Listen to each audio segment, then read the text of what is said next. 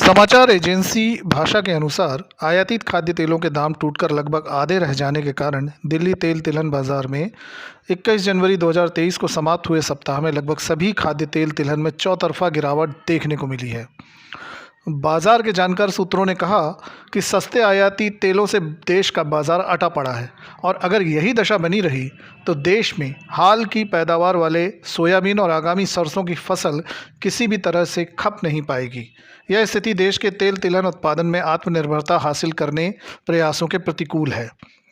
सूत्रों ने कहा कि पिछले कुछ दिनों में जो कोटा प्रणाली के तहत शुल्क मुक्त आयात के ऑर्डर दिए गए हैं, उस सूरजमुखी और सोयाबीन तेल के भाव घटकर 100 रुपये प्रति लीटर, प्रसंस्करण के बाद थोक भाव की बात हो रही है, के आसपास रह गए हैं। सूरजमुखी और सोयाबीन तेल के भाव में बिल्कुल मामूली सा अंतर है। 6 महीने पहले जिस सूरजमुखी तेल का भाव 200 रुपये प्रति लीटर के आसपास था, वह पिछले 2-4 दिनों में घटकर 100 रुपये प्रति लीटर के आसपास रह गया है। सूत्रों के अनुसार सरसों में लगभग 40-42% तेल निकलता है और सस्ते आयाती तेलों से बाजार पटा पड़ा है। तो इस बार सरसों के लगभग 125 लाख टन की संभावित पैदावार की खपत कहाँ हो पाएगी, सोचने का विषय है।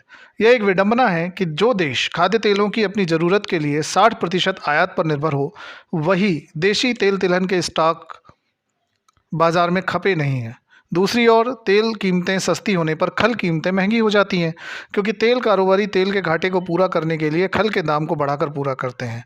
खल, डी ऑयल केक यानी डीओसी के महंगा होने से पशु आहार महंगे होते हैं और दूध दुग्ध उत्पादों के दाम बढ़ेंगे और अंडे और चिकन महंगे हो जाएंगे।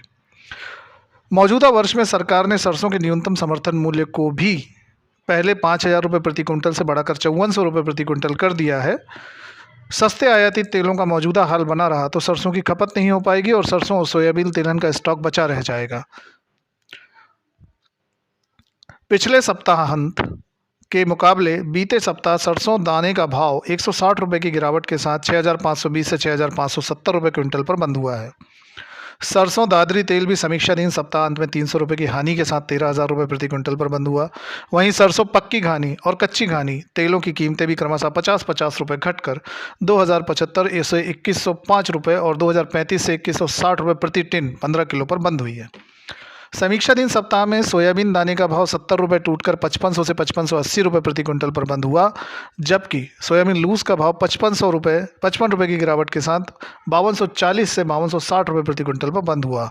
इसी प्रकार सोयाबीन दिल्ली, सोयाबीन इंदौर और सोयाबीन डीगम तेल के दाम भी 300 रुपये, 400 रुपये और 400 रुपये की गिरावट के साथ क्रमशः 12,900 रुपये, 12,700 रुपये और 11,100 रुपये किलो पर बंद हुए हैं।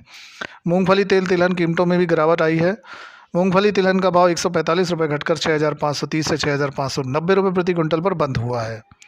इसी तरह मूंगफली तेलों में गुजरात 280 रुपये घटकर 15,500 रुपये प्रति क्विंटल और मूंगफली सॉल्वेंट रिफाइंड का भाव 45 रुपये घटकर 2,445 से 2,710 रुपये प्रति टन पर बंद हुआ। कच्चे पाम तेल में भी गिरावट आ गई है। इसका भाव 20 रुपये के नुकसान के साथ 8,330 रुपये प्रति क्विंटल पर बंद हुआ है। ये तो रही तेल तिलहन में गत सप्ताह की समीक्षा। धन्यवाद।